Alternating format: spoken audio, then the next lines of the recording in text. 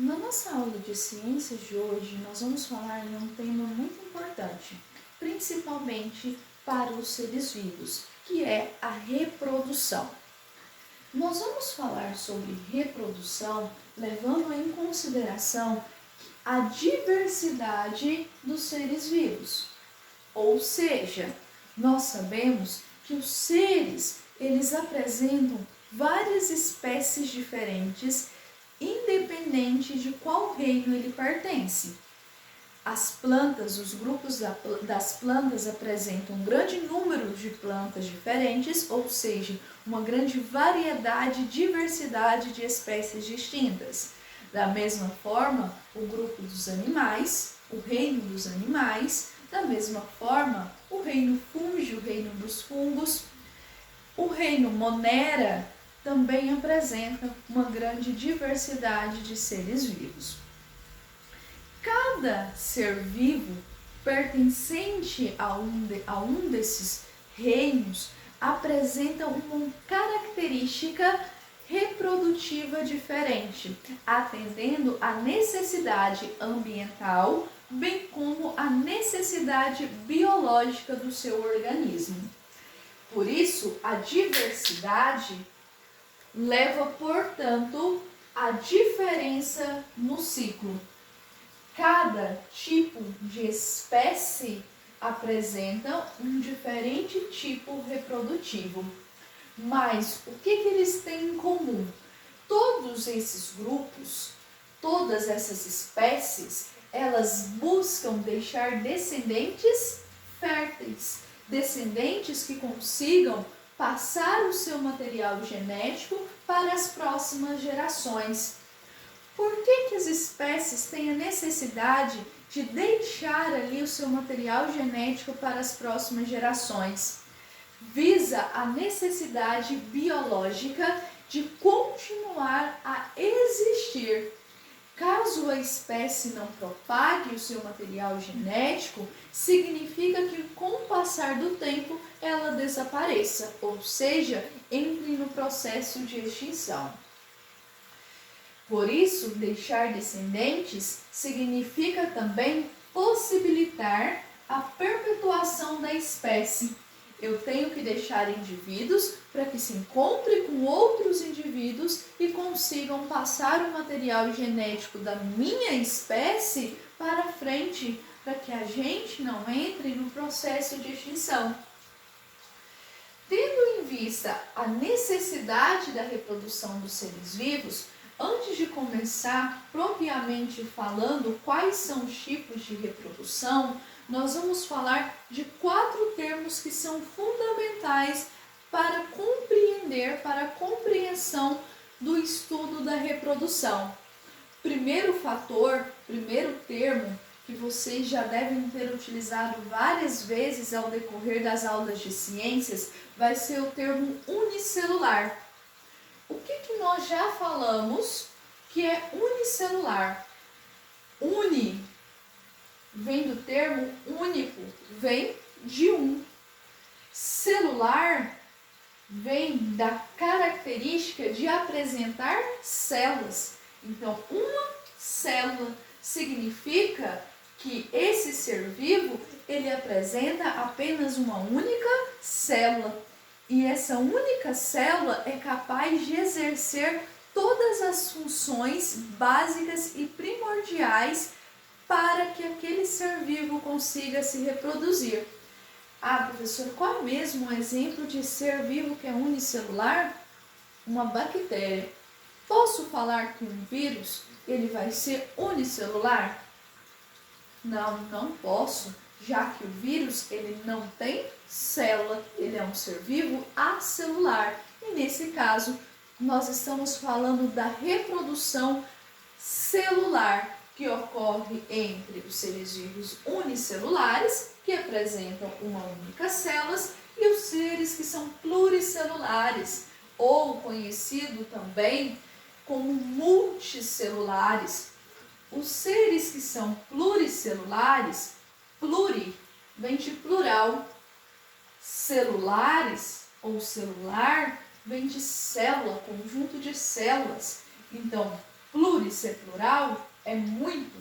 Então, muitas células, os seres pluricelulares apresentam uma grande quantidade de células que se agrupam formando o organismo, dependendo da necessidade e da função que ele vai exercer. Aí, vocês têm que lembrar que os seres que são unicelulares, eles são microscópicos. Eu não consigo visualizar ele a olho nu. Já os seres que são pluricelulares, eu consigo visualizar ele a olho nu. Da mesma forma, os seres que são unicelulares, eles não apresentam a carioteca, enquanto os seres pluricelulares apresentam a carioteca, que é um conteúdo que vocês já estudaram comigo no 7º ano do ensino fundamental. O que vai ser mesmo a carioteca?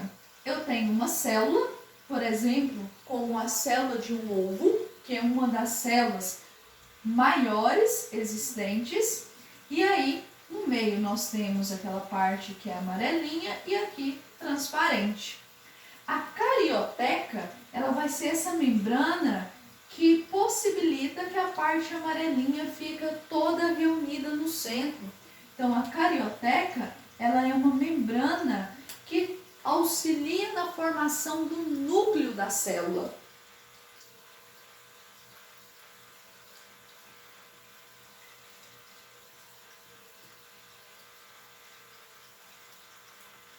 Então, a carioteca é a membrana que, nesse caso, de forma bem direta, auxilia na formação do núcleo.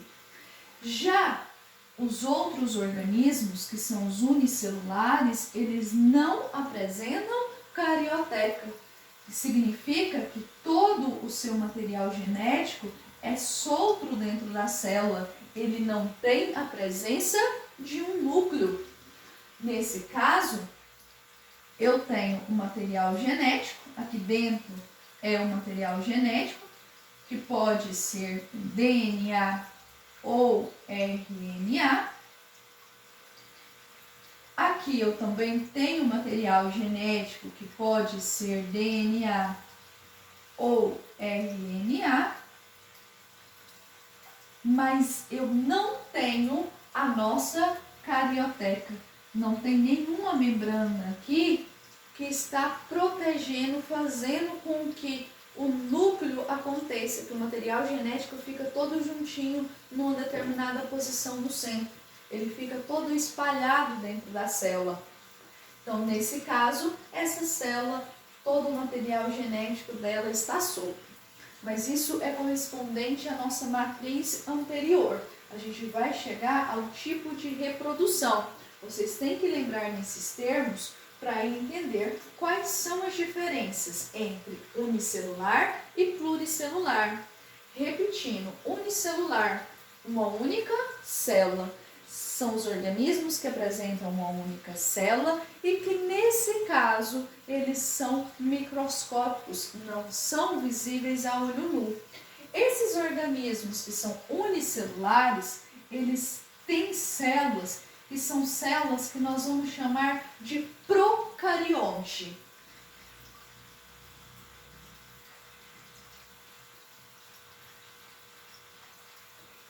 O que vai ser uma célula procarionte? Vai ser uma célula em que não tem a presença da carioteca. Se ele não tem a presença da carioteca, significa que todo o seu material genético fica solto dentro da célula. Já os nossos seres que são pluricelulares, plural muitas células, significa que eles são visíveis a olho nu. Se eles são visíveis a olho nu, ele tem uma célula que nós chamamos de eucarionte, ou seja, a célula apresenta um núcleo. Se ela apresenta um núcleo, ela tem a presença da membrana que protege o material genético, sendo DNA ou RNA, formando um centro. Nesse caso, essa membrana, as células procariontes têm carioteca e tem núcleo verdadeiro, ele tem a presença de um núcleo. seres que são unicelulares e pluricelulares, eles têm a necessidade de se reproduzir. E aí, eles vão reproduzir seguindo dois critérios básicos, que é assexuada, a reprodução do tipo assexuada, no qual nós já falamos que o A significa não. Sexuada vai ser a forma de propagação da fecundação, como vai acontecer essa reprodução. Então, significa, nesse caso, que a reprodução assexuada não tem troca de material genético. Deixa eu só apagar aqui aquele pedacinho, meninos.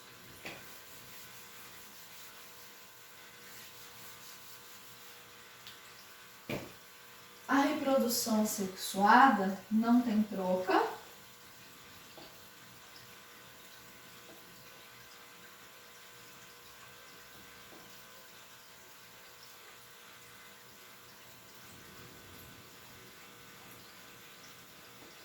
de material genético.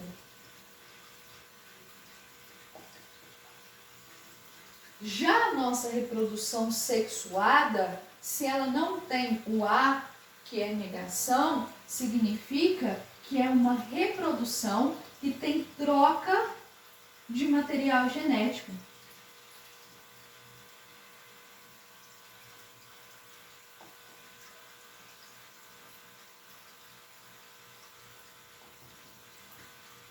Tá, mas o que, professora, vem a ser essa troca ou não troca do material genético? A gente vai pegar, por exemplo, uma esponja, que é do filo dos poríferos, que é um agrupamento de animais. Essas esponjas, que são animais marinhos, elas se reproduzem de forma, algumas delas se reproduzem de forma assexuada.